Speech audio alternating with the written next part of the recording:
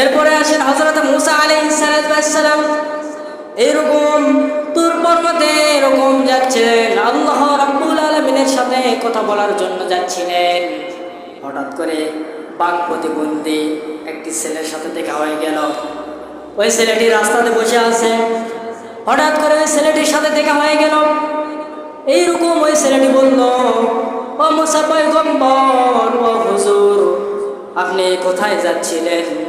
এখন হঠাৎ করে বলল, আমি যাচ্ছিলাম আল্লাহ রাব্বুল আলামিনের সাথে কথোপকথন করতে তুর পর্বতে।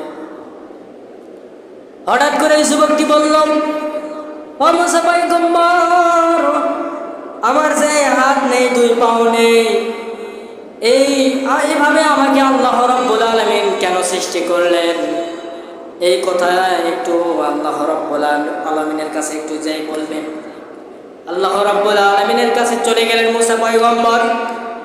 যাবার পরে এরকম আল্লাহ রাব্বুল আলামিনকে গিয়ে বললেন, আল্লাহ গো, এইরকম আমি আপনার সঙ্গে কথা বলার জন্য আসতেছিলাম।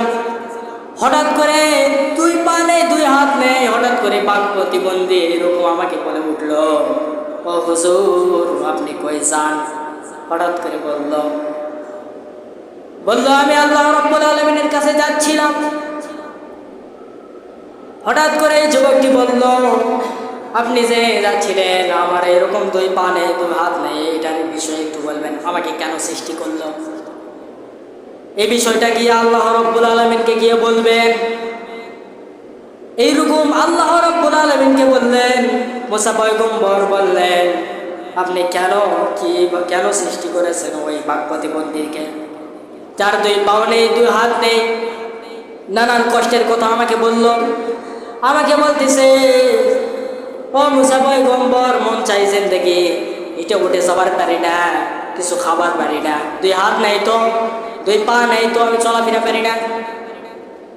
এইরকম করে আমাকে কেন সৃষ্টি করলো দুনিয়ার জমিনে? এই কথা গিয়ে বললেন। হঠাৎ করে আল্লাহ রাব্বুল আলামিন মুসা পয়গম্বরকে বললেন, ও মুসা রে, আমি ওই বাক প্রতিবন্ধীকে সৃষ্টি করেছি, এটার জন্য সৃষ্টি করেছি যে জাহান্নামের একটি ছিদ্র ভরাট করার জন্য। মুসা নবী এখন হুট করে বলতেছে, কি এই কথা যদি এখন ওই বাক প্রতিবন্ধীকে যদি যে বলি, তোমাকে জাহান্নামের একটি ছিদ্র ভরাট করার জন্য তোমাকে সৃষ্টি করা হয়েছে, এই কথা শুনলে হয়তো স্টুপ করতে পারে। আলহামদুলিল্লাহি নাহমাদুহু ওয়া নাস্তাঈনুহু ওয়া নাস্তাগফিরুহু ওয়া নু'মিনু বিহি ওয়া নাতাওয়াক্কালু আলাইহি ওয়া না'উযু বিল্লাহি মিন শুরুরি আনফুসিনা ওয়া মিন সাইয়্যাতি আ'মালিনা। من يهدي الله فلا مضل له ومن يضلل فلا هادي له وأشهد أن لا إله إلا الله وحده لا شريك له وأشهد أن سيدنا وحبيبنا وطبيب قلوبنا محمدا الذي أرسله بالحق بشيرا ونذيرا وداعيا إلى الله بإذنه وسراجا منيرا. فقد قال الله سبحانه وتعالى في كلامه المجيد وفي فرقانه الحميد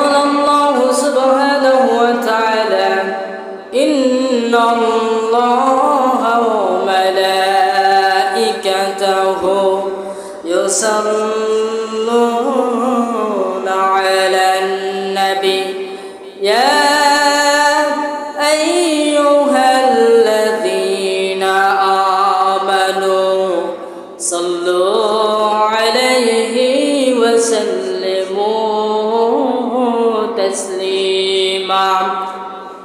সকলে মহব্বতে আমার সাথে দরুদ পড়েন। আল্লাহুম্মা সাল্লি আলা মুহাম্মাদ ওয়া আলা আলি মুহাম্মাদ কামা সাল্লাইতা আলা ইব্রাহিম ওয়া আলা আলি ইব্রাহিম ইন্নাকা হামিদুম মাজিদ। আল্লাহুম্মা বারিক আলা মুহাম্মাদ ওয়া আলা আলি মুহাম্মাদ কামা باركت على إبراهيم وعلى آل إبراهيم إنك حميد مجيد। الحمد لله আল্লাহ রাব্বুল আলামিনের প্রতি কৃতজ্ঞতা জানাচ্ছি যে আল্লাহ রাব্বুল আলামিন তিনি একটি মজলিসে সকলকে সমবেত করছেন। সকলে দিল অন্তর স্তর থেকে আমরা কালিমাতে শুকরিয়া আদায় করছি আলহামদুলিল্লাহ। লক্ষ কোটি কোটি দরুদ সালাম বর্ষিত হোক মানবতার নেতা মুহাম্মদ সাল্লাল্লাহু আলাইহি ওয়াসাল্লামের উপর। সম্মানিত আমার ভাইরা, আমরা এই যে দিনই মজলিসে আমরা বসছি, আমরা কিছু দিনই আলোচনা শুনবো, এরপর আমল করব, ঠিক কিনা বলেন? আমরা দুনিয়াতে চিরকাল থাকবো না, এটা সবাই আমরা জানি, ঠিক কিনা বলেন? চিরকাল কেউ থাকার জন্য আসে নাই, সকলকে চলে যেতে হবে। এই দুনিয়ার এই মায়া মহব্বত ছেড়ে সবাইকে চলে যেতে হবে। তো চলে যখন যাব তাহলে কিছু আমল টামল করে যাওয়া লাগবে না? অবশ্যই করে যাওয়া লাগবে। আমল যদি না করে যায় তাহলে তো অবস্থা খারাপ। দুনিয়াতে আমরা অনেকেই জানি আমল করা লাগবে, আমল করা লাগবে, আমল করা লাগবে, কিন্তু মসজিদে আজান হয় কিন্তু খবর নেই। এক লাইন কাতার পূরণ হতে কোদাকুতি করে, ঠিক কিনা বলেন? কোদাকুতি হয় না? মসজিদে আগামীকাল বলছি কেন, এই যে শুক্রবারে জুমার নামাজ পড়াইলাম, তো এক মুরাব্বি বলতেছে, হুজুর আজান হলো তো হলো, এখনো পর্যন্ত মসজিদের কাতারই পূরণ হয়নি, এখনো পর্যন্ত মসজিদের মুসল্লিরাই আসতে পারলো না। হুজুর আলোচনা যে করবে, শুনাইবে, কার শোনায়? কেউ তো নেই। মসজিদ কোটায় ফাঁকা, কয়জন? 400। ফজরে কয়জন হয়? 3 জন। এই মসজিদে আমি আমার ওস্তাদ নামাজ পড়াই, ফজরের সময় দেখলাম যে 4 জন নামাজ পড়েছে, এর বেশি আর নেই। গুনে 4, 5, 6, এর বেশি আর যাবে না। ফজরে কথা বুঝতে পারছেন? তা আমল করা লাগবে। দুনিয়ার এই জিন্দেগি ধোঁকা। কিভাবে? আল্লাহ কোরআনুল কারীমের মধ্যে বলছেন, আল্লাহ রাব্বুল আলামিন বলেন, দুনিয়ার সকল মুসলমান ভাইরা গভীর মনোযোগে খেয়াল করবেন। আল্লাহ রাব্বুল আলামিন বলতেছেন, আল্লাহ রাব্বুল আলামিন কোরআনুল কারীমের মধ্যে সুন্দর করে জানায় দিচ্ছেন, আমাল হায়াতুদ দুনিয়া ইল্লা মাতাউল গুরুর। আল্লাহ রাব্বুল আলামিন বলতেছেন, এই দুনিয়ার জমিনটা পুরোটাই ধোঁকা। এই দুনিয়ার জমিনে আমরা চিরকাল থাকার জন্য আসি নাই। এই দুনিয়ার জমিনটা আমরা 2 চোখে যা কিছু দেখতেছি সব হলো ধোঁকা। এই ধোঁকার পেছনে অনেক মুসলমান ভাইরা রয়েছে, ঠিক কিনা বলেন? মসজিদে আজান হয় কিন্তু খবর নাই, নিজের কাছে ব্যস্ত হয়ে গেছে, মাওলারে সময় দেয় না, শুধু নিজের বেলায় সময় দিয়ে চলে যায়, কিন্তু আল্লাহর বেলায় সময় দেয় না। এমন আছে না নাই? আপনাদেরকে যদি এমন একটা উদাহরণ দেই তাহলে বুঝতে পারবেন। এক সুন্দরী রূপবতী এরকম নতুন বিয়ে করছে, বিয়ে করার পরে 1 সপ্তাহ হয়েছে, 1 সপ্তাহ এরকম 2 মাসের মতো হয়ে গেছে। বিয়ে করার পরে তার স্বামীকে বলতেছে, ও প্রাণের স্বামী, আমার জন্য এরকম লিস্ট করে দিলাম, এইরকম এগুলো নিয়ে আসবা। আমার জন্য তেল থেকে সাবান থেকে শুরু করে যা যা দরকার সব এনে দিবা। তুমি যাচ্ছ, যখন যাও বাজারে যাচ্ছ, আমি এই লিস্টটা ধরে দিলাম, এই লিস্টটা দেখে তুমি এগুলো কিনে আনবা।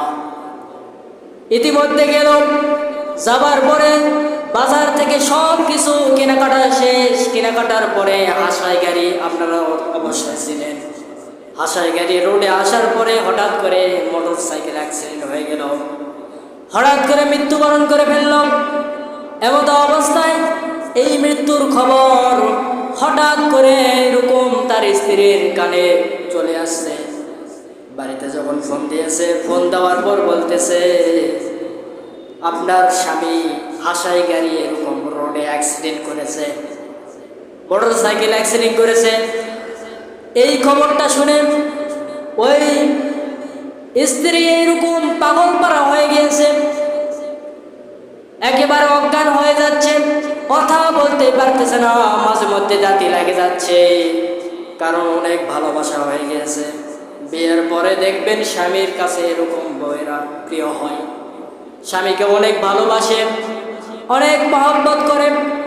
ওই যে মহব্বতটা বিয়ের পর থেকে 1 মাস এরকম হয়ে গেল, এরকম নানান মহব্বত হয়ে গেছে, কথোপকথন হয়ে গেছে, নানান ভালোবাসা স্বামীর সাথে। এই স্বামী মারা গেছে, এই মৃত্যুর খবরটা তার কানে যখন আসছে, সে হঠাৎ করে অজ্ঞান হয়ে যাচ্ছে মাঝে মাঝে। এই যে স্বামীর সাথে বিয়ের পর থেকে কত না ভালোবাসা, কত না মহব্বত ছিল, এই যে স্বামীর অ্যাক্সিডেন্টের খবর শুনতে পেয়ে সে এরকম পাগল পারা হয়ে যাচ্ছে। ওই স্ত্রীর এরকম, ওই যুবতী নারীর এরকম যৌবন রয়েছে, এই যৌবনটা রয়েছে। স্বামীকে যখন লাশটা নিয়ে আসলো, নিয়ে আসার পরে কবরস্থ করা হলো, কবরস্থ করার পরে যেই না 4 মাস 10 দিন হয়ে গেল, যেই না 4 মাস 10 দিন হয়ে গেল, ওই যুবতীর বাবা হঠাৎ করে ফোন দিয়ে বলতেছে, মা, তোর স্বামী তো হঠাৎ করে মারা গেল, তোর তো যৌবন আছে, তোর যৌবন আছে, এখন তোকে অন্য জায়গায় বিয়ে দেওয়া লাগবে, কারণ তোর তো যৌবন আছে, তোর স্বামী তো তোর যৌবন থাকাকালীন হঠাৎ করে মৃত্যুবরণ করলো, তোকে অন্য জায়গায় বিয়ে দেওয়া লাগবে, তোর তো যৌবন আছে। 4 মাস 10 দিন যখন হয়ে গেল, এইরকম ওই যুবতীর বিয়েটা অন্য জায়গায় হয়ে গেল। সাথে সাথে 1 সপ্তাহ পর, 2 সপ্তাহ পর, 1 মাস পর বলতেছে, আব্বারে, আব্বার কাছে ফোন দিছে, আব্বারে, আগের যেই স্বামী ছিল, আগের যে অমুক স্বামী ছিল, ওই স্বামীর চাইতে আমি এই স্বামী ভালো আছি, এই কথা বলতেছে। দেখেন দুনিয়াটা কতটা স্বার্থপর, কতটা পর। এইরকম দুনিয়াটা ক্ষণস্থায়ী, যার সাথে যত মহব্বত ছিল 1 নিমিষের মধ্যে শেষ হয়ে গেল। এই জন্যই বলতেছি, দুনিয়া থাকার জায়গা নয়, দুনিয়া হলো ক্ষণস্থায়ী, দুনিয়া চিরকালের জন্য আমরা থাকতে আসি নাই। এই জন্য দুনিয়া থেকে যদি আমাদেরকে চলে যেতে হয়, তাহলে নেক আমল করার দরকার আছে না নাই বলেন? ঠিক কিনা বলেন? দেখলেন কি ভালোবাসা ছিল। ওই স্বামীকে তার বউ বলতেছে যে, আব্বা, ওই স্বামী ছিল, ওই স্বামীর চাইতে আমার এই স্বামী অনেক ভালো। নারী জাতি এইরকম ভয়ানক। রাসূল সাল্লাল্লাহু আলাইহি সাল্লাম বলে গিয়েছে যে এমন এক ভয়ঙ্কর জাতি থাকবে, নারী জাতি, ফিতনা, চুলগুলো হেলে তুলে বেরাবে, বেরাচ্ছে না? কথা বলেন, বেরাচ্ছে না? এই নারীগুলো জাহান্নামে যাবে। আরে ভাই, বাজারে গেলে গায়ের সাথে গাও না ঘিসলে ওকে প্যান্টের মাথা জমে হয় না, আছে না নাই? এই জন্য তাদের অন্তরে আল্লাহর ভয় থাকা লাগবে, ঠিক কিনা বলেন? শুধু নারীদের অন্তরে আল্লাহর ভয় আছে, পুরুষদের ভিতরে নাই তা নয়, পুরুষদেরও ভিতরে থাকতে হবে। আমি যে আয়াতে কারিমা তেলাওয়াত করেছি সবাই ভালো করে খেয়াল করবেন। আল্লাহ রাব্বুল আলামিন সুন্দর করে জানায়া দিচ্ছেন, বিসমিল্লাহির রহমানির রহিম, ইয়া আইয়ুহাল্লাযীনা আমানুত্তাকুল্লাহা হাক্কা তুকাতিহি ওয়া লা তামুতুন্না ইল্লা ওয়া আনতুম মুসলিমুন। জোরে বলুন আল্লাহু আকবার। আর আওয়াজ তুলে দিয়ে বলেন আল্লাহু আকবার। আল্লাহ কোরআনে বলতেছেন, হে ঈমানদারগণ, গভীর মনোযোগে খেয়াল করবেন। আল্লাহ এখানে হে উচ্চারণ করে বলতেছেন, হে ঈমানদারগণ, তোমরা যখন ঈমান এনে ফেলেছ, আমি আল্লাহর প্রতি ঈমান যখন এনে ফেলেছ, কষ্ট করে ঈমান এনে ফেলেছ, তোমাদেরকে বলতে চাই, তোমাদের ঈমানটা নষ্ট হতে বিন্দু পরিমাণ সময় লাগবে না। নারীর চোখে চোখ পড়ে যেতে পারে, চোখকে নিম্নগামী করে চলো, ঠিক কিনা বলেন? নারীরা রাস্তাঘাটে এরকম চলাফেরা করে, এমন ভাবে চলাফেরা করে আমাদের নিজের ঈমানটা কন্ট্রোল করা কঠিন হয়ে যায়, ঠিক কিনা বলেন? কঠিন হয় না? অবশ্যই কঠিন। এই জন্য আল্লাহ লক্ষ্য করে বলতেছেন, হে ঈমানদারগণ, তোমরা আমি আল্লাহকে ভয় করো, ভয় করার মতো ভয় করো। তোমরা যখন ঈমানের ফেলেছ, আমি আল্লাহর ভয় অন্তরে রাখো। আল্লাহর ভয় যদি কোনো বান্দার অন্তরে যদি আল্লাহ রাব্বুল আলামিনের ভয় যদি থাকে, ওই বান্দা কখনো জেনা করতে পারবে না। জেনা করতে পারবে নি? পারবে না। দেখবেন এই যে সাতক্ষীরার এমপি কি কামটা করছে, ওর ভিতরে কি আল্লাহর ভয় আছে? নেই। বক্তব্য দিচ্ছে, ফ্যাটে বক্তব্য, ওরে বাবা কি! অথচ নারীকে নিয়ে গরিব ঘরে মেয়ে ওটা নিয়ে যায় হোটেলে উঠছে, উঠে এরকম কাম করছে, ঠিক কিনা বলে? এইরকম কিছু এইরকম বানোয়াট আছে যারা মুখে দাঁড়িয়ে দিচ্ছে, টুপি মাথার দিয়ে পীর সাহেব হয়ে যাচ্ছে, অথচ এর ভিতরে কি চলতেছে সব আল্লাহ জানে, ঠিক কিনা বলেন? আমরা তো আর জানি না। পীর সাহেব আসতেছে, আসসালামু আলাইকুম, ঠিক কিনা বলেন? অথচ এর অন্তরে কি হচ্ছে সেটা কিন্তু আমরা জানি না, আল্লাহ ভালো করে জানে। চোরের 10 দিন, আল্লাহর কাছে 1 দিন। ধরা পড়বি না? অবশ্যই ধরা পড়বি, 10 লোককে দেখবে। সম্মানিত আলেম, গভীর মনোযোগে খেয়াল করবেন। আল্লাহ বলছেন, ইয়া আইয়ুহাল্লাযীনা আমানু, হে ঈমানদারগণ, তোমরা আল্লাহকে ভয় করো, ভয় করার মতো ভয় করা লাগবে। যদি অন্তরে এরকম আল্লাহ রাব্বুল আলামিনের ভয় থাকে, তাহলে কখনো ওই বান্দা জিনা করতে পারবে না। কথা বলেন ঠিক কিনা? প্রকৃত মুসলমান হওয়া লাগবে। এরপরে আল্লাহ বলছেন, প্রকৃত মুসলমান হওয়া লাগবে। প্রকৃত মুসলমান না হইয়া কবরে আইসো না, মরেও না। যদি প্রকৃত মুসলমান হন, তাহলে তোমার ঈমানটা নষ্ট হয়ে যাবে না। প্রকৃত মুসলমান নাই, নামধারী মুসলমান আছে না নাই? নামধারী মুসলমান আছে না নাই? আমাদের সমাজে দেখবেন প্রচুর নামধারী, নামে মুসলিম, কাজে নাই, নামে সালাম, কিন্তু মানুষকে সালাম দেয় না, আছে না নাই? অহংকারী আছে না নাই? অহংকারী, এটা অন্তরে থাকা যাবে না। এরপরে আসেন, একটা সাবজেক্ট গেল, আরেকটি সাবজেক্টে আলোচনা করে। আল্লাহ রাব্বুল আলামিনের প্রশংসা করা লাগবে। প্রশংসার বিষয়ে একটু আলোচনা করব, গভীর মনোযোগে খেয়াল করবেন। আমার ওস্তাদ এসে গেছে, একটু পরে আলোচনা করবেন। অনেক সুন্দর আলোচনা করেন, তার আলোচনাগুলি শুনবেন। আমি অল্প কিছুর মধ্যে ছেড়ে দিব, সুন্দর একটি ঘটনা আপনাদেরকে শেয়ার করি।